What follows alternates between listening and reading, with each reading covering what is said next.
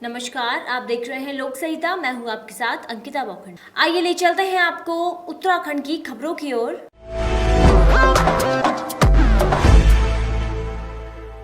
जौनपुर विकासखंड मुख्यालय में ग्राम प्रधानों ने दिया 1 दिवसीय धरना।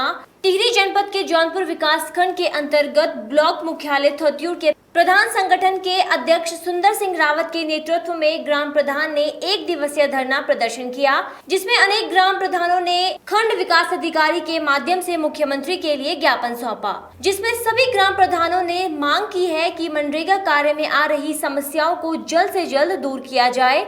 इसके साथ साथ ग्राम प्रधानों ने यह भी बताया कि ग्राम प्रधानों को मात्र 1500 रुपए को मानदेय मिलता है, जो कि बहुत कम है। साथ ही सभी ग्राम प्रधानों ने बताया कि जिले में जिलाधिकारी व मुख्य विकास अधिकारी को भी ज्ञापन दिया है, लेकिन समस्याओं का निस्तारण न होने के कारण सभी जनप्रतिनिधियों में भारी आक्रोश है, जिसमें सभी ने चेतावनी दी है कि यदि हमारी मांगे न मानी जाएगी तो भविष्य में सरकार के खिलाफ धरना प्रदर्शन जारी रहेगा। आज हमने यहाँ जौनपुर ब्लॉक मुख्यालय में धरना प्रदर्शन किया है, जो हमें मनरेगा के तहत कार्यों में परेशानी आ रही है, उसके पक्ष में हमने यहाँ पर धरना प्रदर्शन किया है। हमें शासन से उम्मीद है कि हमारी इन समस्याओं का समाधान करेंगे। धन्यवाद जी। हमारी जौनपुर ब्लॉक में हमारे अध्यक्ष जो हैं संगठन के सुंदर सिंह रावत जी के अध्यक्षता में ये 1 दिन का धरना प्रदर्शन था, और ये हमने पहले डीएम साहब को भी बोला था, सीडीओ साहब को भी बोला था, और ये मनरेगा का कार्यों को लेकर, जैसे कि मटेरियल का मनरेगा का कार्य अगर होता है प्रैक्टिकली अगर देखा जाए तो सरकार को इस पर सोचना चाहिए। और क्यों अब तक ऐसा नहीं सोचा है, क्यों सरकार प्रैक्टिकल नहीं है कि मनरेगा के कार्य में जो आपका मटेरियल का भुगतान हो अग्रिम होना चाहिए। आप किसी कार्य को तभी कर सकते हैं जब आप मटेरियल अवेलेबल है। अदरवाइज होता क्या है, मटेरियल का पैसा 5-6 महीने बाद आता है, और जिस वेंडर से हम मटेरियल उठाते हैं उसका पर्सनल इंटरेस्ट उसमें इन्वॉल्व हो जाता है। जब उसको भी पता है कि 5-6 महीने बाद पैसा आना है तो मटेरियल हमें महंगा देता है। संगठन का ये मानना है कि अगर ये मटेरियल का पैसा एडवांस हमें भुगतान हो जाता है तो हम नेगोशिएट करके किसी वेंडर से सस्ते दरों पे मटेरियल ले सकते हैं, और मटेरियल अवेलेबल होगा तो उसके बाद हम कार्य सुचारू रूप से कर सकते हैं। अननेसेसरी हमें कोई किसी के नीचे दबना नहीं पड़ेगा। दूसरा, हर प्रधान सक्षम नहीं है कि वो मटेरियल अपने आप से अफोर्ड कर सके। मनरेगा कार्यों में ये है। दूसरा, सरकार का मानना है कि जो बाहर से हमारे प्रवासी भाई उत्तराखंड में आए हैं, प्रदेश में आए हैं, उनको गाँव में रोजगार दिया जाए। हम नहीं चाहते थे, जिस तरह से आज देश की स्थितियाँ चल रही है वो हम नहीं चाहते थे, लेकिन जो है सरकार ने हमको इतना मजबूर कर दिया है कि हमको आज जो है धरना प्रदर्शन के लिए जो है यहाँ पर विवश होना पड़ा है।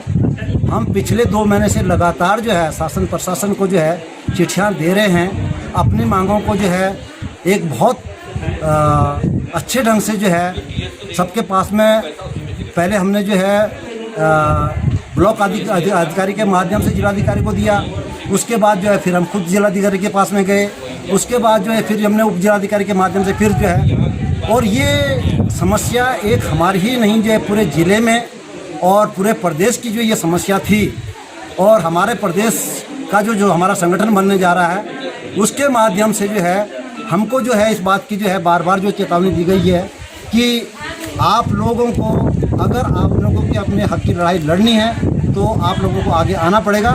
और हम देख रहे हैं कि चलो हमारे ब्लॉक में अगर कार्रवाई नहीं होती है, हमारे ज़िले में नहीं होती, लेकिन किसी भी ज़िले में कोई कार्रवाई नहीं हो रही, पूरे प्रदेश में कोई कार्रवाई नहीं हो रही, तो ये दुर्भाग्य है। मेरे समझ में नहीं आता है कि न जाने जो है सरकार क्या सोच करके जो है इतनी जो है बिल्कुल निरर्थक हो गई है। तो जितनी हमारी बहुत वाजिब मांगे जो हमने बहुत कम वाजिब मांगे रखी हैं, क्योंकि हमें मालूम है कि इस टाइम के देश की स्थिति अच्छी नहीं है। केएमटी से वीरेंद्र वर्मा की रिपोर्ट।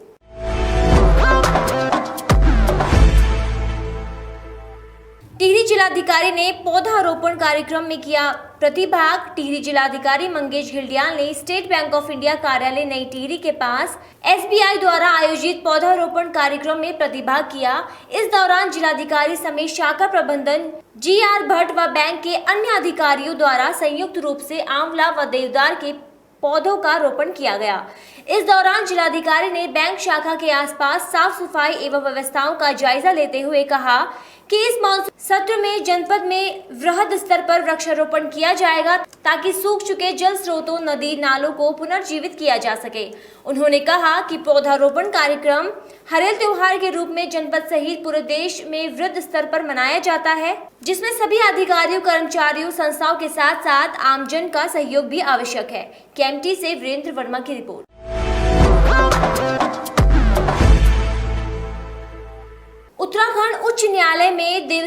बोर्ड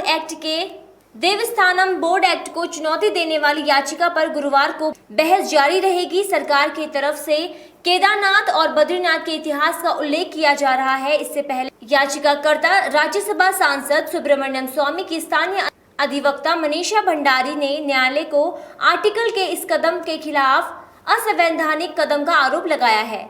मुख्य न्यायाधीश की खंडपीठ में बुधवार को बहस होनी जारी रहेगी। नैनीताल से ललित जोशी की रिपोर्ट।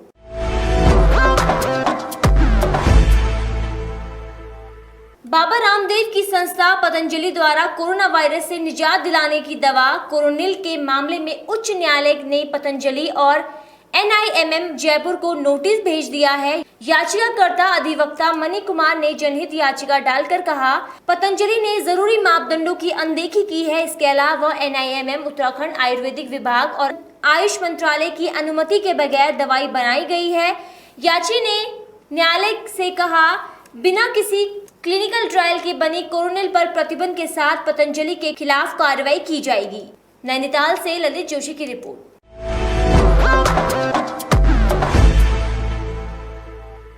भगवान बद्री विशाल की यात्रा बुधवार से प्रारंभ होगी। यात्रा प्रारंभ होने के साथ ही तीर्थयात्री भगवान बद्री विशाल के दर्शनों के लिए बद्रीनाथ धाम पहुंचने लगे हैं। वहीं यात्रा प्रारंभ होने से पहले ही जिलाधिकारी स्वाति S भदौरिया ने बद्रीनाथ धाम का औचक निरीक्षण कर व्यवस्थाओं का जायजा लिया।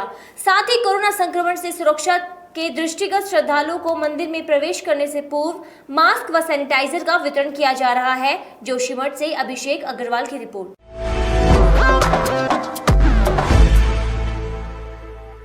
कोरोना संक्रमण से विद्यालय के छात्र छात्राओं को सुरक्षित रखने के उद्देश्य से विगत मार्च माह से सभी शिक्षण संस्थाएं एवं विद्यालय बंद है। छात्र छात्राओं की शिक्षा एवं अध्ययन बाधित न हो, इसलिए सरकार के निर्देश पर ऑनलाइन पढ़ाई की व्यवस्था की गई है, ताकि सभी छात्र छात्राएं अपने घर पर रहकर पढ़ाई कर सके। अध्यापन का कार्य अध्यापकों द्वारा ऑनलाइन किया जा रहा है। यह बात आयुक्त कुमाऊं मंडल अरविंद सिंह हाकी ने समीक्षा बैठक के दौरान कही। उन्होंने कहा कि इस ऑनलाइन पढ़ाई में कनेक्टिविटी एवं नेटवर्क महत्वपूर्ण है, अतः दूर संचार से संबंधित सभी विभाग एवं प्रतिष्ठान इस बात को सुनिश्चित करें कि उच्च गुणवत्ता युक्त नेट कनेक्टिविटी अध्ययन के लिए बच्चों को मिल सके।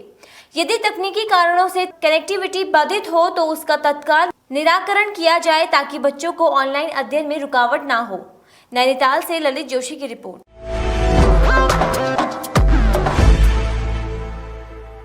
एक बार फिर देवभूमि कलंकित हुई है। उधम सिंह नगर में नाबालिगों से दुष्कर्म के मामले इस कदर बढ़ रहे हैं कि रुकने का नाम ही नहीं ले रहे हैं। जहां बाजपुर सर्किल में 3 दिन में लगभग आधा दर्जन मामले पुलिस ने दर्ज किए हैं। बता दें, बीते दिनों बाजपुर में रिश्ते को तार तार कर देने वाला मामला सामने आया है, जहां एक नाबालिग बच्ची के साथ उसके सगे ताऊ और मामा ने दुष्कर्म की घटना को अंजाम दे डाला, जिसके बाद परिजनों ने मामले की शिकायत बाजपुर पुलिस से की।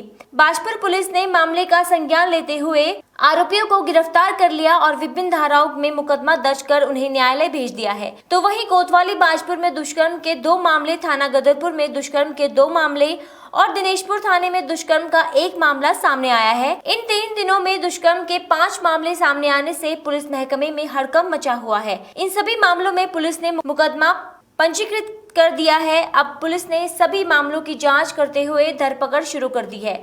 वहीं सीओ दीपशिका अग्रवाल ने बताया, विगत 1 सप्ताह में महिलाओं के साथ 5 दुराचार के मामले सामने आए हैं, जिन पर पुलिस ने सख्ती से कार्रवाई करते हुए आरोपियों को गिरफ्तार कर लिया है और उन्हें न्यायालय भेजा गया है। हफ्ते हमारे बाजपुर सर्कल में लगभग 5 केसेस आए हैं, जो कि महिला संबंधी अपराध के हैं, पॉक्सो के केसेस हैं। इसमें से 2 केस थाना बाजपुर के हैं, एक केस थाना दिनेशपुर का है और 2 थाना गदरपुर के हैं। एक केस थाना बाजपुर का आया है, जिसमें जो अभियुक्त हैं, जो हमारे आरोपी हैं, वो पीड़िता के सगे ताऊ और सगे मामा और ताई हैं। तो इन सभी जितने भी केसेस आए हैं, सभी में मुकदमा पंजीकृत कर दिया गया है और गिरफ्तारी की जा रही है। उधम सिंह नगर से मोहम्मद यासिन की रिपोर्ट। खबरों का सिलसिला आगे भी जारी रहेगा। तब तक स्वस्थ रहिए, सुरक्षित रहिए, देखते रहिए लोक सरिता। नमस्कार।